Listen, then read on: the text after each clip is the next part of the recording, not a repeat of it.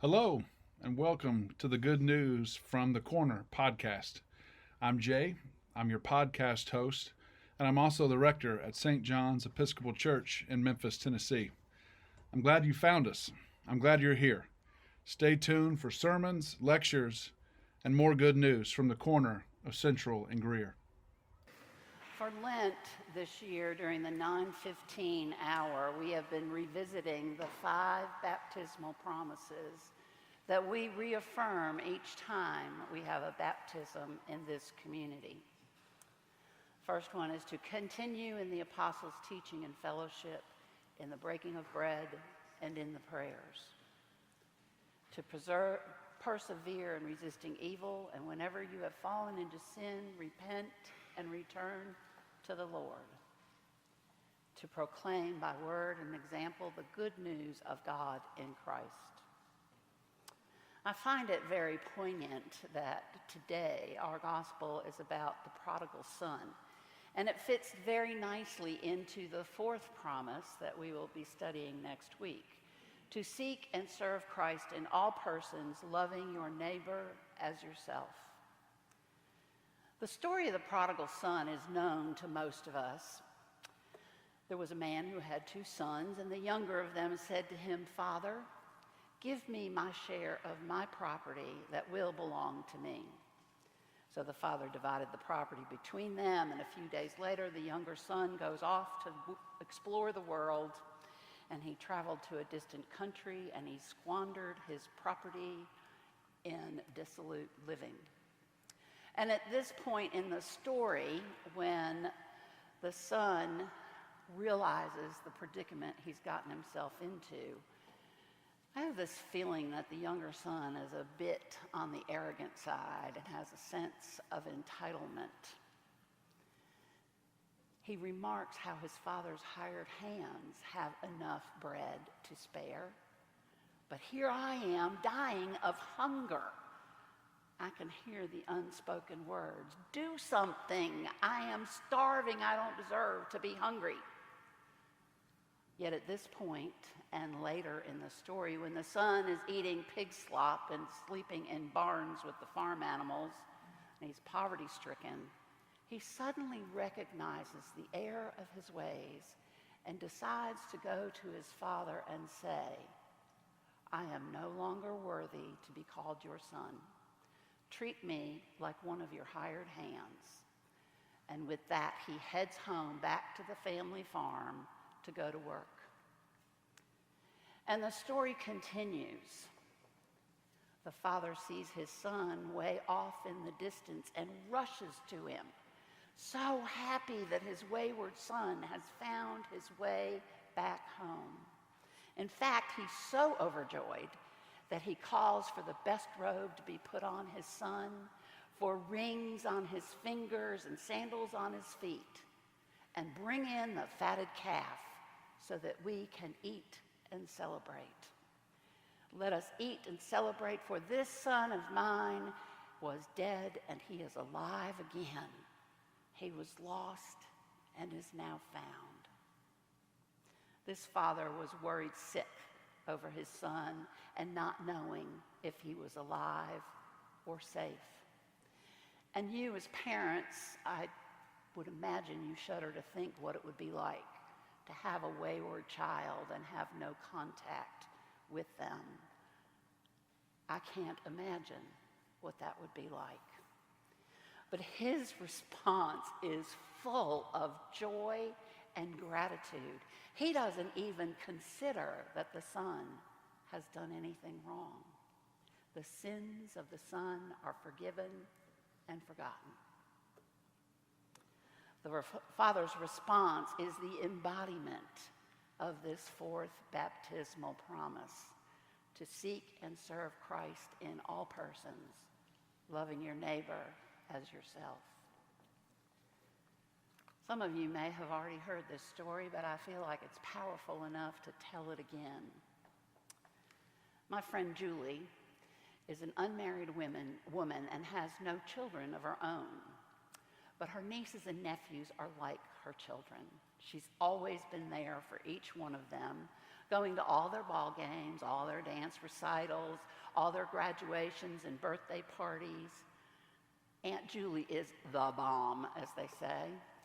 And now they are having children of their own. And Julie does the same for them, for her grandnieces and nephews. One of Julie's nieces, Anne, is married and has 3 children. And over the years, Anne and her husband have made some poor choices.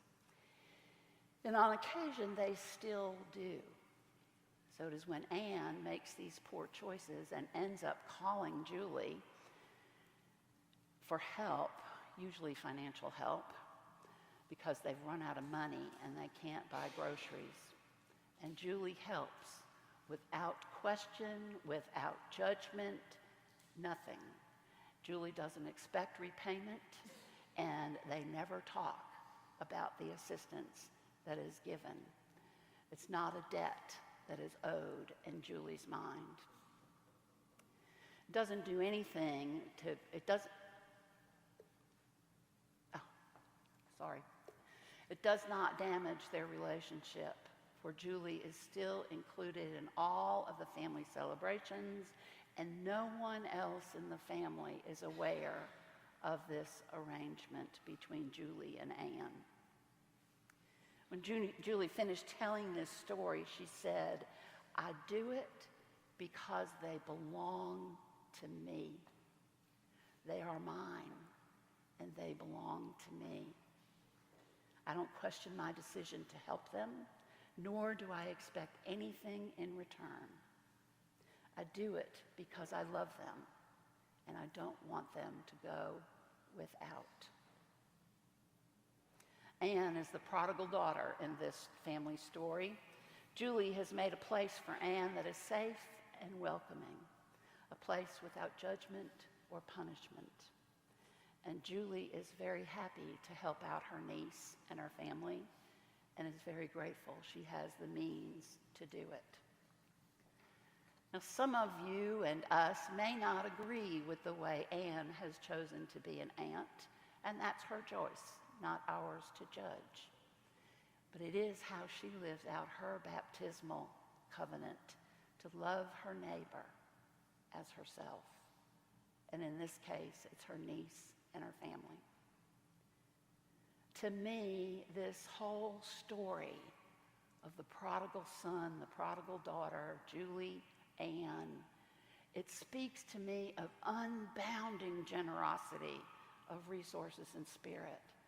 To hear her say, "They belong to me." There's such deep love and compassion in that sentiment. And isn't that exactly how God responds to us? You belong to me. God welcomes us back into the fold. God is delighted to have us return. And God will never, never close the door on us or deny us re-entry. God doesn't leave us. We move away from God. It's much the same as passing judgment on the younger son who has squandered his fortune. The father in this story operates on the premise that my son belongs to me. And the father forgets all that has come before and allows love to win over everything. Now, the older brother, that's a story for another day. This is a father and an aunt who may have exaggerated their senses of loving one's neighbor, but I don't think so. I think they're the ones who get it. It is love. Love wins every single time. Well, peace. Good morning. It's wonderful to see each of you here today on this, the fourth Sunday of Lent, Laetare Sunday. As you can tell by these wonderful pink vestments and hangings, it's great to see you each. If you are visiting, welcome to St. John's. We're glad that you are here. Please be mindful of the order of worship. There are a number of good things that are happening. It seems like more and more So I can't name all those things for you, but a couple of things that I will hold up as examples of lots of good stuff happening. First, Dr. Snyder is going to talk with us about music at St. John's. Good morning, everybody. 1 week from today, we have Choral Compline. Again, as I've been mentioning, this is coming from the monastic community. It is the last office of the day. It is this Sunday, a week from today, Sunday, April 6th at 7:30 p.m., sung by the Schola Cantorum of St. John's, a small group of professional voices specializing in music of the Renaissance. Some of you have attended these beautiful liturgies, and I would encourage you to invite your friends to these wonderful offerings. It's a beautiful way to close the day and meditatively look to the week ahead. So a week from today, Choral Compline, 7:30. Thank you, Doctor. Meryl Smith is going to come forward and talk a bit about Special Friends. We will be hosting a wonderful ministry in our diocese in a few weeks ahead. Good morning, everybody. Yes, as Jay said, on Sunday, April 13th, which I think is Palm Sunday, we are going to be hosting dinner and a meeting for Special Friends Fellowship. If you're not familiar with Special Friends, it's a ministry of the Episcopal Diocese of West Tennessee that provides a community for special needs adults to come and gather together, have fun, have dinner. They have lessons, music, and it's kind of like a youth group for special needs adults. It's a lot of fun, and on April 13th, they're going to come here and have dinner in the PLC and have a pickleball lesson. Taylor from Pickle Mania is going to come and bring some of her friends and helpers and teach a pickleball lesson. And I think they're going to have 4 or 5 football players from the University of Memphis come. So it's going to be just kind of a free-for-all fun. So we need people to just come help and welcome them and serve dinner and just hang out and have a good time. So hope to see y'all there. Thanks. And if you would like to participate, Meryl's contact information is It's in the newsletter. Yep. Meryl. Absolutely. Yeah, please come. It'll be a wonderful opportunity for us to host and put on our best foot forward for our neighbors and our community. 2 more things I would commend to your attention. On April the 9th, coming up, we will host a dinner here and learn more about the Pure Academy. Many of you are familiar. They are one of our partners in ministry doing good work in our city. So plan on joining us for dinner on April the 9th. And then also with Easter ahead, the deadline for Easter flower donations is April the 16th. You'll see information ahead. And the final thing that I would say is thank you. We have now closed the e-survey, and I know the church is not always good about following up. So we have heard you. We have now had over 70 people respond to the survey.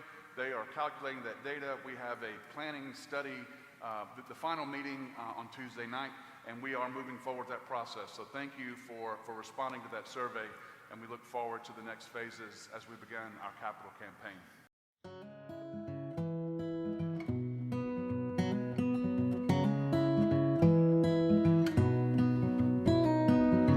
Thanks for tuning in today. You've been listening to the Good News from the Corner podcast. St. John's Episcopal Church is located at the corner of Central and Greer in Memphis, Tennessee. Our parish website is www.stjohnsmemphis.org. You can also catch us on all of the normal social media platforms. You can join us for church at 10:30 on Sunday morning on our St. John's Memphis YouTube channel. Share the Good News podcast with somebody. And remember, you matter to God. Your life is not yours alone. Come see us sometime.